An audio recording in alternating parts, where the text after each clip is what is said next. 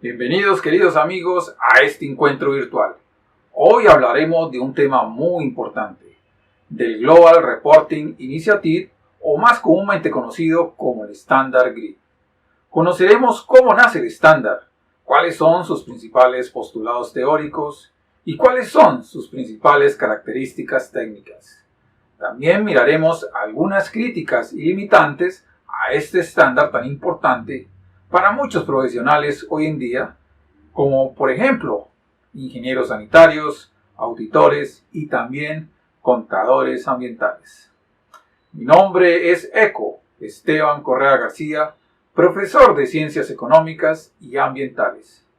Sin más preámbulos, comenzaremos a hablar de este importante estándar GRI.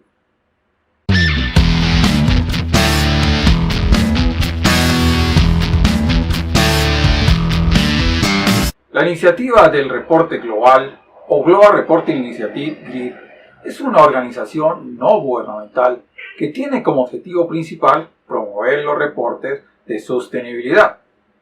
Recordemos que la necesidad de estos reportes nace después del informe Brundtland en 1987, en donde se introduce el término de desarrollo sostenible, que luego la ONU adoptó como una de sus principales banderas. Las principales teorías que soportan la generación de reportes de sostenibilidad son la teoría del triple resultado de John Elkington y la teoría de los stakeholders o grupos de interés de Edward Freeman, teorías que desarrollaremos en una posterior entrega. El GRI tiene la estructura de reportes de sostenibilidad más usados y más confiables en el mundo. Por esta razón, ayuda y asesora a empresas y gobiernos a comprender y comunicar el impacto de sus compañías en temas críticos de sostenibilidad, tales como derechos humanos, cambio climático y corrupción.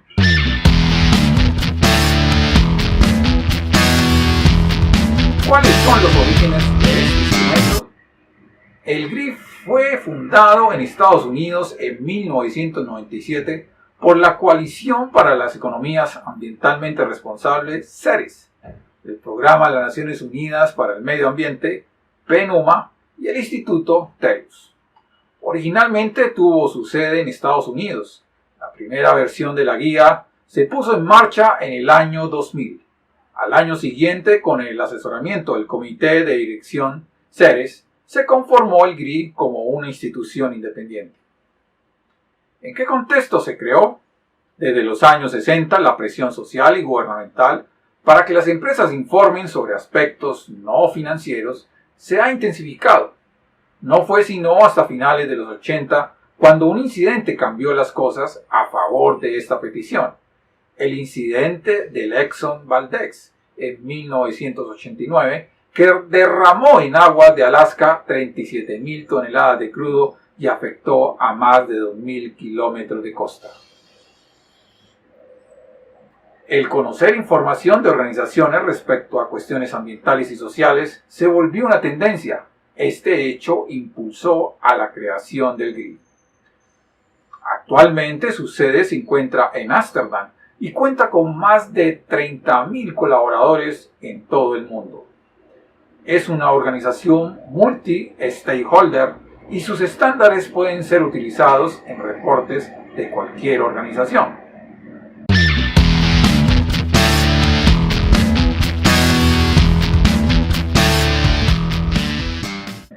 ¿Qué ventajas tiene el llevar los reportes del GRI?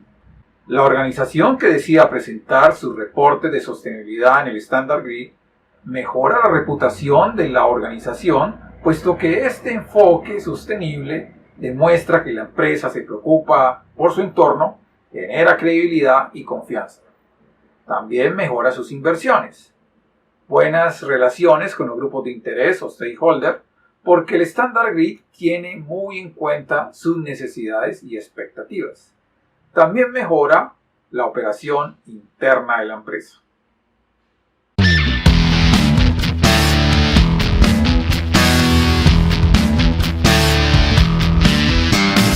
Para aplicar la metodología GRI en una organización se deben tener en cuenta 4 pasos fundamentales. Primero, se debe identificar los grupos de interés. Todos los grupos de interés que participan en la organización, tales como clientes, proveedores, gobiernos, ONG, comunidades, entre muchos otros. 2. Estos grupos de interés deben priorizarse y así saber cuáles son los de mayor relevancia. 3. Se debe identificar las expectativas en las necesidades de esos grupos de interés. Y 4. Se debe cruzar esas expectativas y necesidades con los estándares GRI. Para seleccionar aquellos aspectos materiales y convertirlos en indicadores, la estructura de la metodología GRI se divide en dos partes que son los indicadores de sostenibilidad y los principios. Los indicadores de sostenibilidad pueden ser económicos, ambientales, laborales, de derechos humanos, de sociedades y de productos. Estos son el corazón de la metodología, puesto que demuestran la realidad de la organización de manera objetiva. Simplemente muestran la realidad tal como es. La segunda parte son los principios del GRI, que son 10. 6 principios que garantiza la calidad del informe y 4 principios para definir el contenido del informe. Aquí tenemos los 10 principios. Comencemos con los 6 principios que garantizan la calidad del informe. Primer principio, principio de equilibrio. La memoria deberá reflejar los aspectos positivos y negativos del desempeño de la organización con una postura neutral y evitando selecciones, omisiones y formatos. Segundo principio, comparabilidad. La información se debe presentar de un modo que permita a los grupos de interés analizar los cambios experimentados con el paso del tiempo y hacer comparaciones con otras organizaciones. El tercer principio es la precisión. La información debe ser precisa y detallada para cada uno de los diferentes grupos de interés o stakeholders de la organización. El cuarto principio es la periodicidad. La información debe presentarse en periodos regulares de tiempo. El quinto principio es la claridad. La información debe presentarse de modo comprensible y accesible para todos los grupos de interés. Y el sexto principio para garantizar la calidad de la información es la fiabilidad. La información y los procedimientos seguidos podrán ser verificados. Cabe resaltar aquí que estos principios son similares a los principios de la información contemplados en las normas internacionales de información financiera NIF. Asimismo, se presentan los principios para determinar el contenido del reporte, los cuales ya dijimos que son 4. El primer principio es de la materialidad. Representa aspectos que reflejan impactos significativos sociales, ambientales y económicos de la organización. Este principio fue creado por el accountability o la teoría de la rendición de cuentas y define el foco de trabajo de una organización con respecto a la sostenibilidad.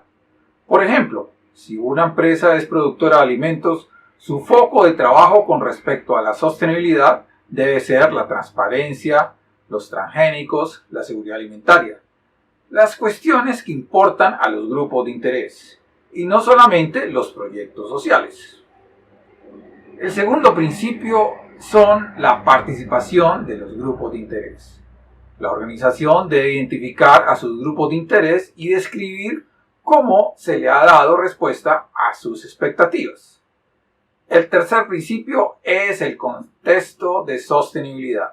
La información debe estar contextualizada en un marco de desarrollo sostenible, aspectos sociales, ambientales y económicos, no solo en cuestiones históricas o presentes, sino en expectativas de futuro. 4. El principio de exhaustividad. La información debe permitir a los grupos de interés evaluar el desempeño de la organización. Este principio engloba el alcance, o sea, el rango de los aspectos de la sostenibilidad que cubre. La cobertura, que es el conjunto de entidades cuyo desempeño se presenta. Y el tiempo, o sea, la información completa respecto del periodo que se menciona.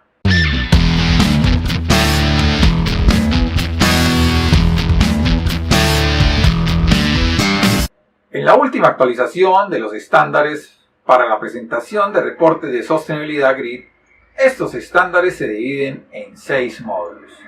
El primer módulo, conocido como 101 o también llamado de fundamentos, es un manual que presenta el uso de los parámetros.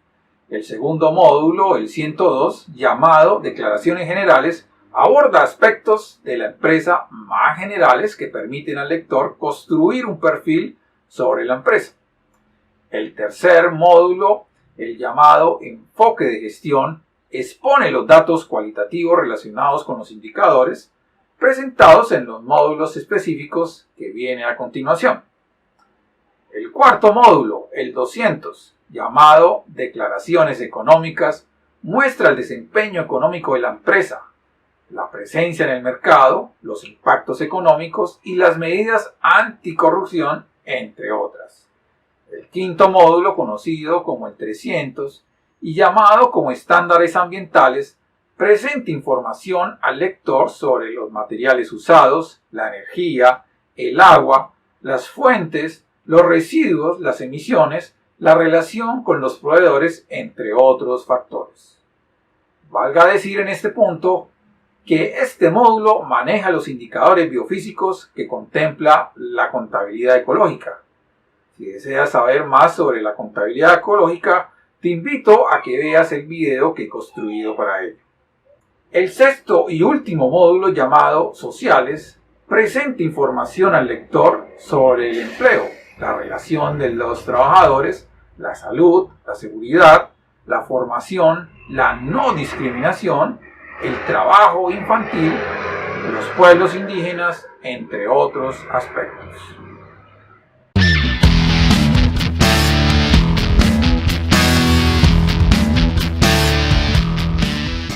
El estándar GRI no escapa a críticas y cuestionamientos. Según algunos críticos, el GRI ignora las cuestiones de derechos humanos fundamentales, ignora la libertad de expresión y la privacidad.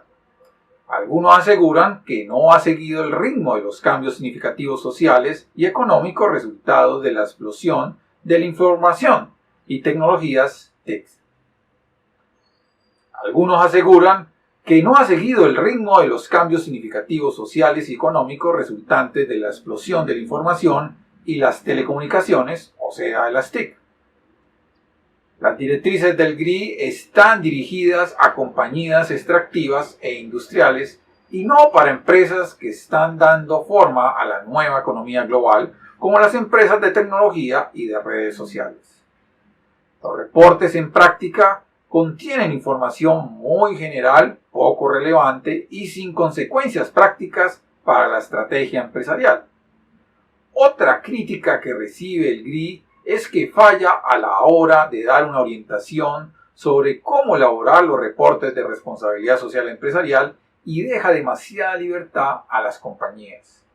Otras debilidades son que no goza de suficiente transparencia, puesto que uno de sus principales financiadores son la PwC y la KPMG, que son grandes empresas de auditoría privadas con ánimo de lucro.